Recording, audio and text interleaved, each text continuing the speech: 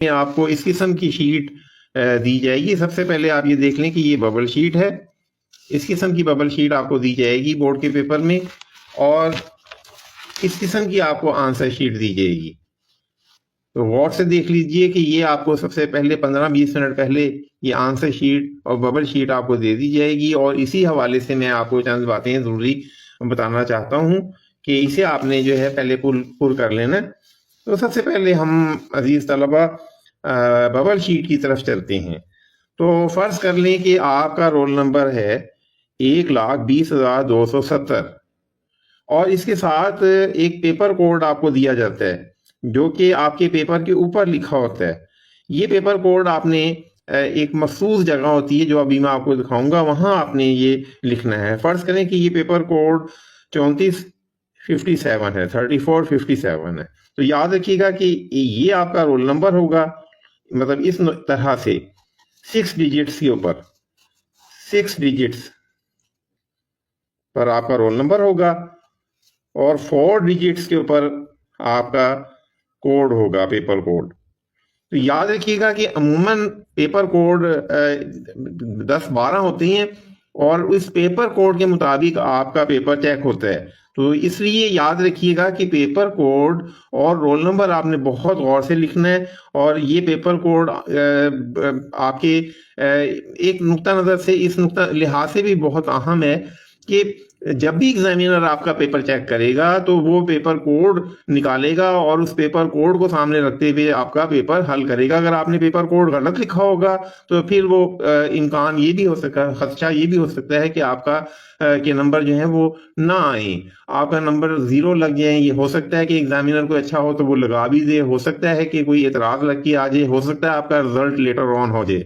तो याद रखिएगा कि ये दो चीजें, रोल नंबर 6 डिजिट से ऊपर और पेपर कोड 4 डिजिट्स के ऊपर आपने लिखना है। तो चलते हैं, सबसे पहले हम ये पेपर, इसे पुल करने का तरीका देखते हैं बबल शीट को।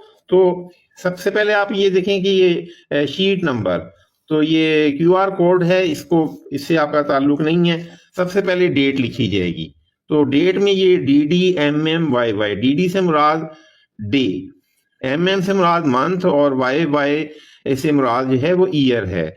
तो फर्ज करें कि आपका पेपर जो है वो यकम को है, तो यकम को लिखते वक्त अक्सर बच्चे जो है वो इस तरह से लिख देते हैं 10, ये गलत है। आपने 01 लिखना है। डेट यानी यकम तारीख है तो आपने 01 लिखना है। फर्ज करें कि यकम है, अगर देखें मार्च के महीने में इम्तहान है तो यहाँ पर आपने 03 लिख देना है। तो बाद बच्चे क्या करते हैं कि यहाँ पर वो 3, यहाँ पे 3 पहले लिख देते हैं और 0 बाद में लिख देते हैं। तो याद रखिएगा कि 03 आपने यहाँ पे लिखना है। यहाँ पर फर्स्ट देखें ना, ये एक आम शेड्यूल टेस्ट था तो बच्चे ने लिखा 06। तो इसका मतलब हुआ कि जून का महीना है, 6 मंथ है। तो यहाँ पे 3rd मंथ शुरू हो चुका है तो आपने 03 लिखना है। 2024, अब यहाँ पर 2025 आपने लिखना है। अक्सर बच्चे जो हैं वो अभी भी उनके जहन में होगा कि 2024 चल रहा है जबकि 2025 है। तो यहाँ पर इस तरह से आपने लिखना है। जो बात अहम बताने वाली है वो ये है कि DD में आपने, अगर 1 तारीख है, यकम तारीख है तो 01 लिखना है। अगर फर्ज करें 12 तारीख है तो फिर आपने लिखना है 12। अगर 12 तारीख है तो फिर आपने 12 लिखना है। तो इस तरह से जो है, अगर 12वां महीना है तो फिर आपने 12वां महीना 12 लिख देना है, 10वां महीना है तो 10 लिख देना है। लेकिन जब आप 9वां महीना लिखना है तो फिर 09 मार्च, 30वां महीना लिखना है तो 03 आपने लिखना है। तो ये बात तो क्लियर हो गई। अब ये पेपर कोड है, ये आपके सामने ये पेपर कोड है। इसे हम दर्ज करेंगे मखसूस जगह जो आपको मैं दिखाता हूँ, और बड़े गौर से ये देखिएगा कि किस तरह से आपने इसे पुर करना है। तो ये शीट के शुरू में ही ये पेपर कोड, ये देखें, ये यहाँ पे लिखा हुआ है पेपर कोड। तो ये गौर से देखिएगा कि ये 3457 है, 3457, 3457 ये आपने लिख दिया। मैं इसे करीब से भी दिखा देता हूं। अब आगे देखें,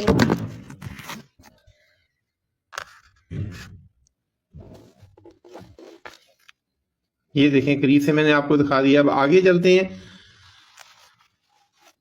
अब यहां पर देखें 0 लिखा है, 1 2 3।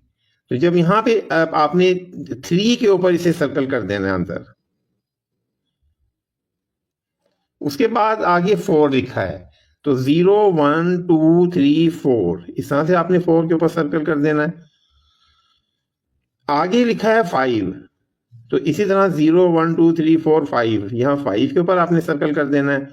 इसमें बिल्कुल टाइम नहीं लगेगा आपको। फिर 7 है तो आपने 7 के ऊपर इस तरह से सर्कल कर देना है। तो ये तो मैं आपको ऐसा ऐसा समझा रहा हूँ, लेकिन जब आपको एक दफा समझ आ जाएगा तो ये पेपर कोड लिखना बिल्कुल आसान है। और बच्चे गलती करते हैं इसमें या छोड़ आते हैं और बाद में फिर वो पूछते फिरते हैं, तो यहाँ पर आप ये पेपर कोड लाजमी लिख दें। अब आ जाता है रोल नंबर, जो कि 6 डिजिट्स के ऊपर मुश्तमिल है। ये देखें, ये रोल नंबर है और आपने इसे जो है वो इस जगह पर आपने इसे लिख देना है।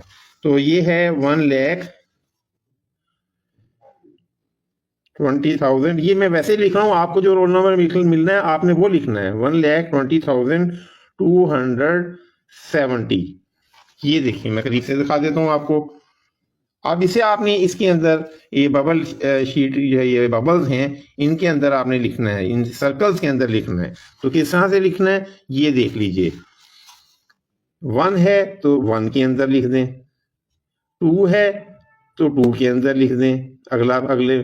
फिर 0 है, ये देखें, ये बड़े गौर से देखें, 0 है तो आपने यहाँ पे 0 पे लिख देना है, इसे सर्कल कर देना है। और कोशिश करें कि इसे सर्कल अंदर करें, बाहर ना निकले। फिर 2 है तो फिर ये 2 पे आप सर्कल कर दें। 7 है तो आप इसे 7 पे सर्कल कर दें। ये लेक्चर थोड़ा सा तवील होने वाला है, लेकिन ये आपके लिए बहुत अहम है। इसे आप थोड़ा फास्ट करके देख लें, या लाजमी से एंड तक लाजमी देखिएगा। आगे फिर 0 है तो ये 0 तक, 0 के ऊपर आपने इसे सर्कल कर देना है। कोशिश करें कि जो आपका ब्लू अपना पॉइंटर है उससे इसे आप फिल करें, इंक से ना करें। पेन जो कि इंक वाला पेन होता है, लिक्विड इंक वाला जो पेन है, उससे ना फिल करें इसे। आप अपना पेन से आप अपना पेपर हल करें, लेकिन आपने जो पेपर कोड वगैरह फिल करना है वो बॉल पॉइंट से करें, या आप उसे जो है वो पॉइंटर से कर लें तो वो ज़्यादा बेहतर है। तो अब यहाँ 2 मरहले हमने हल कर लिए हैं, ये देख लें आपके सामने है। पेपर कोड हमने कर लिया है और उसके बाद हमने जो है वो रोल नंबर लिख लिया है 1,20,070। अब इस रोल नंबर को आगे, अब इंस्ट्रक्शंस जो हैं वो मैं आपको पढ़ के बता देता हूँ। यहाँ पे बहुत ज़्यादा इसे देखना चाहिए, लेकिन अगर मैं आपको पढ़ के बता दूंगा तो वहाँ पे आपका टाइम बच जाएगा। इसमें जो चीज़ लिखी हुई है वो ये है कि आपने ब्लू और ब्लैक ये पेन इस्तेमाल करना है या मार्कर इस्तेमाल करना है। ब्लू और ब्लैक के अलावा बेशुमार, मुझे 35 साल पढ़ाते हुए हो गए हैं और मैं अक्सर देखता हूँ कि बाज़ बच्चे जो है वो ब्लू और ब्लैक के अलावा भी कोई स्याही इस्तेमाल कर लेते हैं, जिस पर एग्जामिनर बहुत इरिटेट होता है। तो इसलिए आप जो है ब्लू और ब्लैक के पेन के अलावा कोई और पेन मत इस्तेमाल कीजिए। तो सर्कल को आपने अच्छी तरह से फिल करना है। आपने इसे देखें, ये देखें जिस तरह से ये इस बच्चे ने किया है कि इसे बाहर नहीं निकलना चाहिए। तो इसका तरीका मैं आपको बता देता हूँ। बाज़ बच्चे क्या करते हैं कि इसको, ये देखें, इसे फिल करते करते, ये देखें, ये अंदर फिल करते हैं, उसके बाद फिर वो बाहर ले जाते हैं, तो ये गलत है। और बाद बच्चे क्या करते हैं कि इसे आधा फिल कर देते हैं, ये भी गलत है। तो जो बेहतरीन तरीका है वो ये है कि इसको आपने अंदर से पूरी तरह से इसे फिल करना है। तो इस तरह से आपने इसको फिल करना है और आधा फिल नहीं करना, इसे स्याही को बाहर नहीं जाना चाहिए। तो साथ साथ ये चीज़ें मैं आपको सिखाता जा रहा हूँ। उसके बाद आ जाता है आपका, अभी मजीद मैं कुछ चीज़ें आपको बता रहा था कि ये देख लें, ये आपके सामने है कि ये जो तरीका बेहतरीन है वो ये है कि इस तरह से आपने फिल करना है। जो गलत तरीका है वो आगे ये आपके सामने आ जाता है, ये गलत तरीका है, ये भी तरीका गलत है। उसके बाद आ जाता है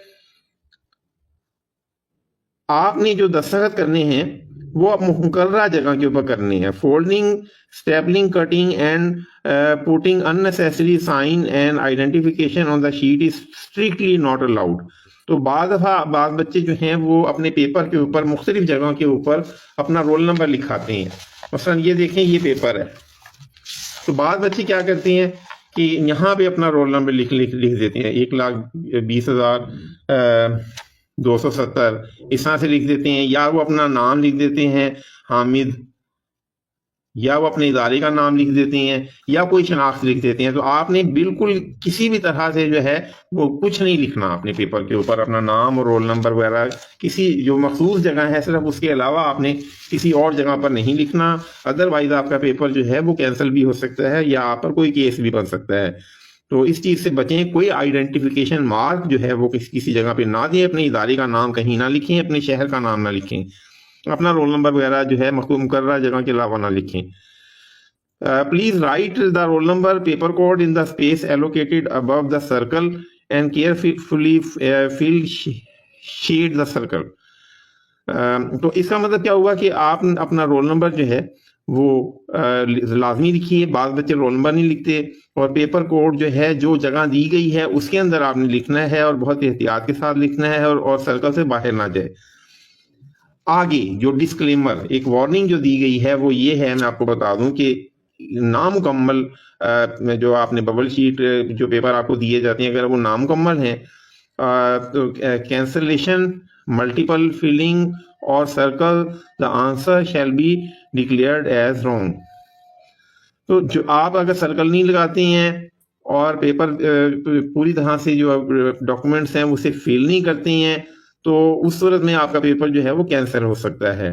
तो इसलिए कोशिश कीजिए कि इस पेपर को जिस तरह से मैंने आपको हिदायत दी हैं उसके मुताबिक फिल करें। उसके बाद एक जगह आगे आपको दी जाती है मखसूस कि जहाँ पे आपने नाम लिखना है अपना। तो आपने अपना पूरा नाम जो कि आपने जब दाखिला भेजा है उस वक्त जो नाम आपने लिखा है वो नाम आपने लिखना है। फर्ज करें ये एक हजामा एक बच्ची है, हजामा फातिमा, इसने यहाँ पर उसका नाम है तो इस यहाँ पर आपने अपना नाम लिखना है और उसके बाद फिर अपने वालिद का नाम लिखना है। तो ये बहुत अहम है। अब इसके बाद बच्चों जो सबसे अहम बात है वो है रोल नंबर इन वर्ड्स। तो इंग्लिश में मैं आपको मशवरा एक दूंगा कि आप इंग्लिश में अपना रोल नंबर लिखना सीखें। तो यहाँ पे है 1,20,000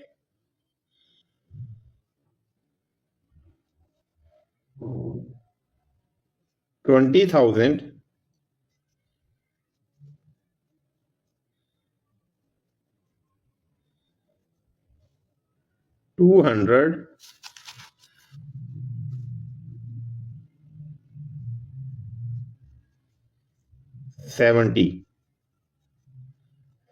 तो इस तरह से आपने जो भी ये तो मैंने लिखा है जो मैंने वैसे लिख दिया, लेकिन जो रोल नंबर आपको मिलेगा उसे आप घर से बाकायदा कि अपने किसी बड़े से सीख के जाएं और इस तरह से आपने वो रोल नंबर लिखना है और अपना रोल नंबर साथ लेके जाएं। बाज़ दफ़ा बाज़ बच्चे एकदम भूल भी जाते हैं अपना रोल नंबर।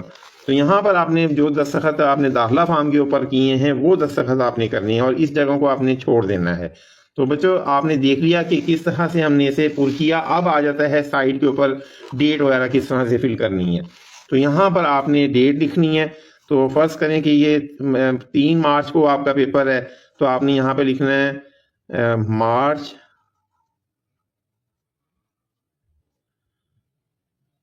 3, 2025 यहाँ पे आपने लिखना है। अगर आपका मैट्रिक से ताल्लुक है, मैट्रिक का पेपर आप दे रही हैं तो आपने यहाँ पे मैट्रिक लिखना है। अगर आपने एफएससी का पेपर दे रही हैं तो आपने इसको एफएससी में फिल करना है। लेकिन इस अगर चूंकि मैट्रिक का हो रहा है तो यहाँ पे पहला वाला हिस्सा फिल करना है। पार्ट वन अक्सर बच्चों को नहीं पता। पार्ट 1 से मुराद है नाहम का पेपर। तो अगर आप जमात नाहम में हैं तो आपने पार्ट 1 फिल करना है। अगर आप नाहम का पेपर दे रही हैं तो आपने पार्ट 2 फिल करना है ताहम।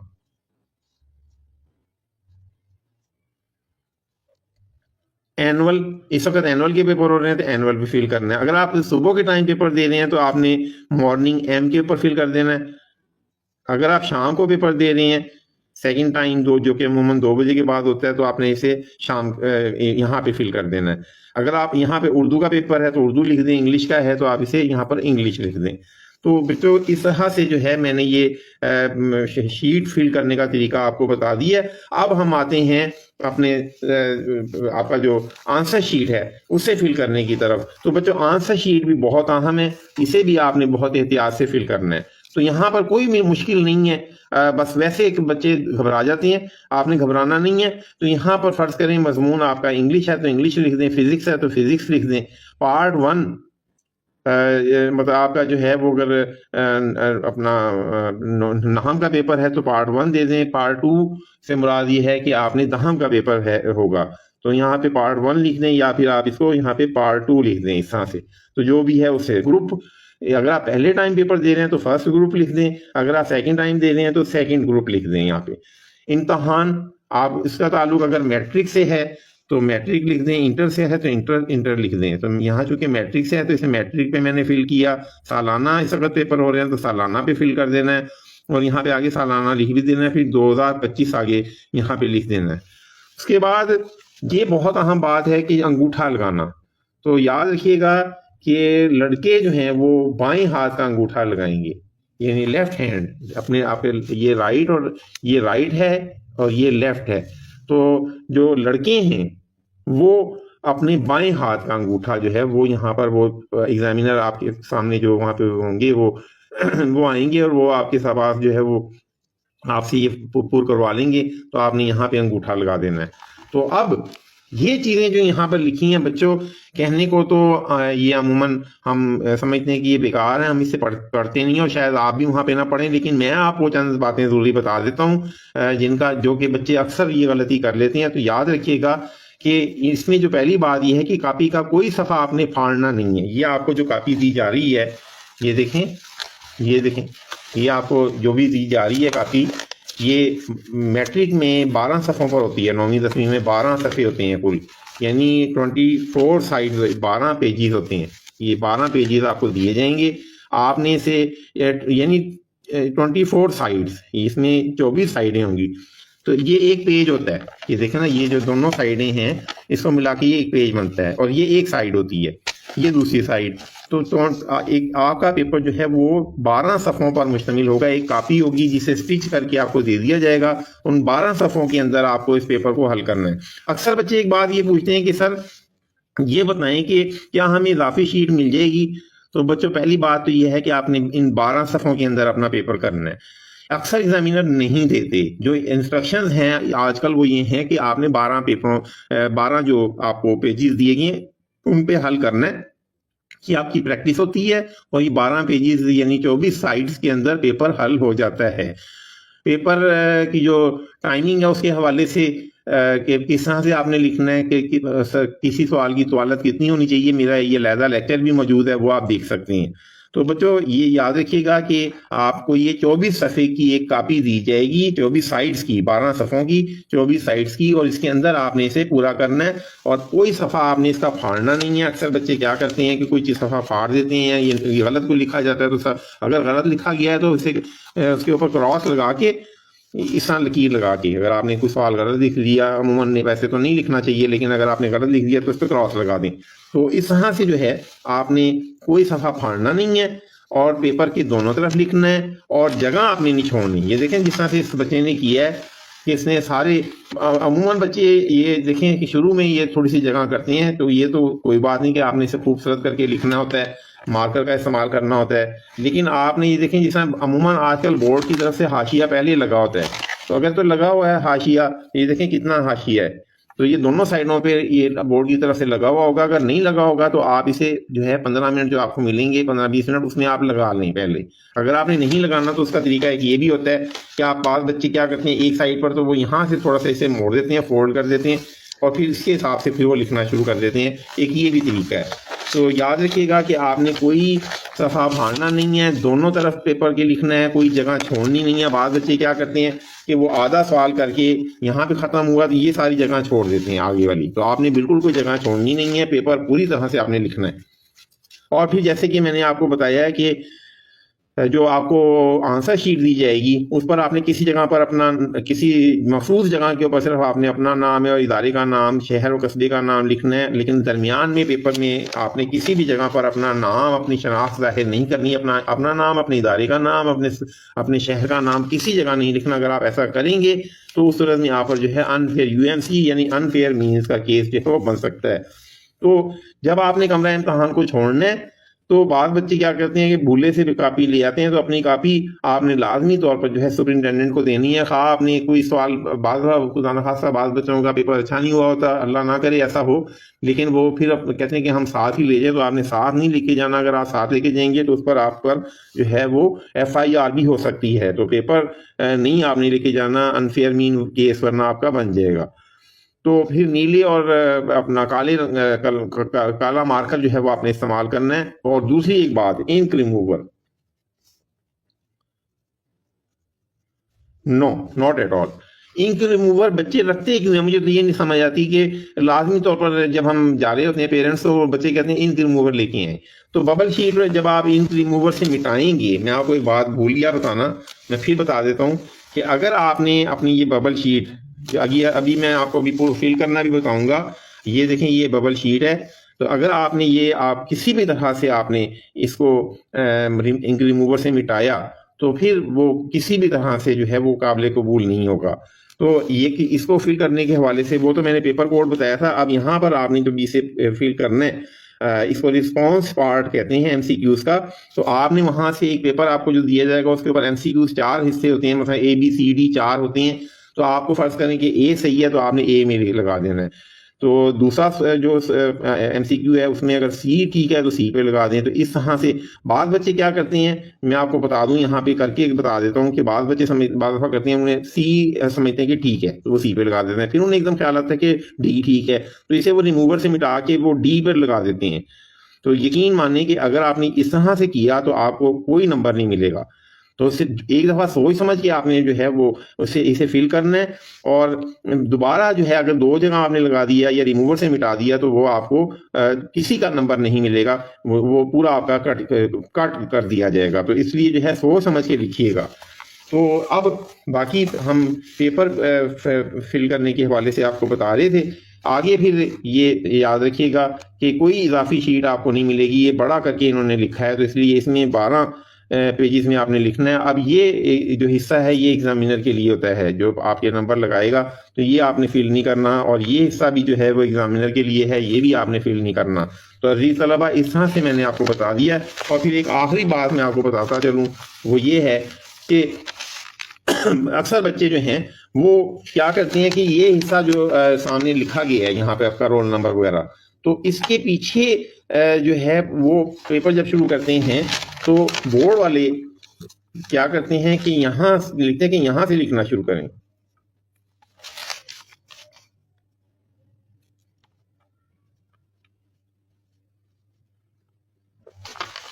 तो आपने इब्तदाई हिस्सा जो है वो आपने नहीं लिखना, शुरू में नहीं लिखना। ये यहाँ पे लिखा है ये गलत है।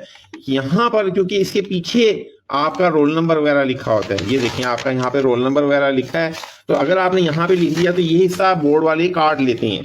बोर्ड वाले क्या करते हैं कि इतने हिस्से को काट देते हैं, यहाँ से वो इसे काटेंगे।